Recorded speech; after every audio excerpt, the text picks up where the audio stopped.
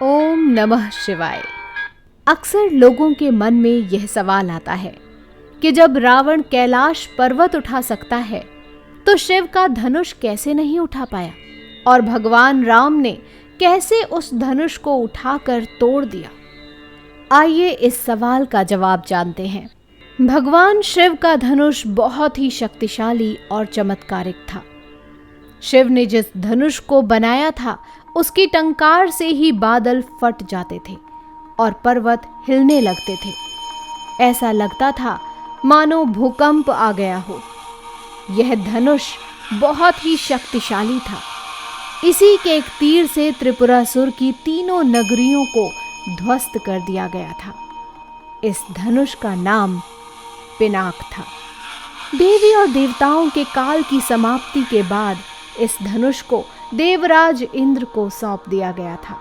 देवताओं ने राजा जनक के पूर्वज देवराज को यह धनुष दिया। राजा जनक के पूर्वजों में निमि के ज्येष्ठ पुत्र देवराज थे। शिव धनुष उन्हीं की धरोहर स्वरूप राजा जनक के पास सुरक्षित था।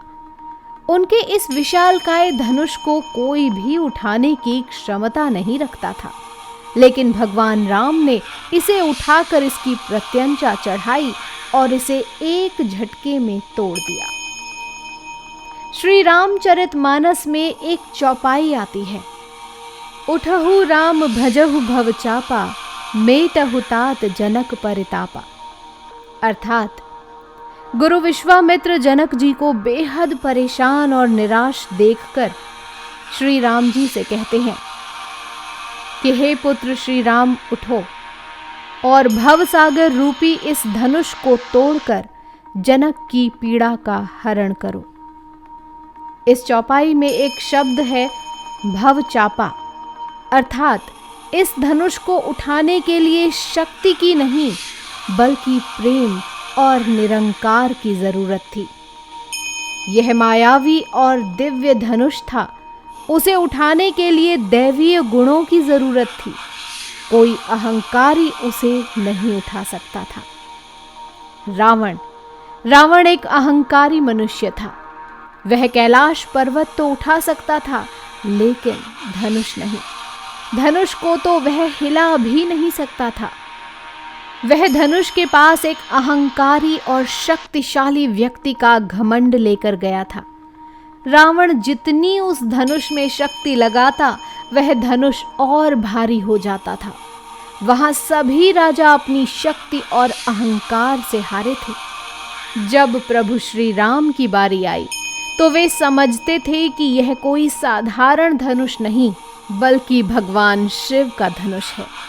इसीलिए सबसे पहले उन्होंने धनुष को प्रणाम किया। फिर उन्होंने धनुष की परिक्रमा की और उसे संपूर्ण सम्मान दिया। प्रभु श्री राम की विनयशीलता और निर्मलता के समक्ष धनुष का भारीपन स्वतः ही तिरोहित हो गया और उन्होंने उस धनुष को प्रेम पूर्वक उठाया और उसकी प्रत्यंचा चढ़ाई और उसे झुकाते ही धनुष खुद ब खुद टूट गया। कहते हैं कि जिस प्रकार सीता जी शिवजी का ध्यान कर सहज भाव बिना बल लगाए धनुष उठा लेती थी, उसी प्रकार श्री राम ने भी धनुष को उठाने का प्रयास किया और सफल हुए।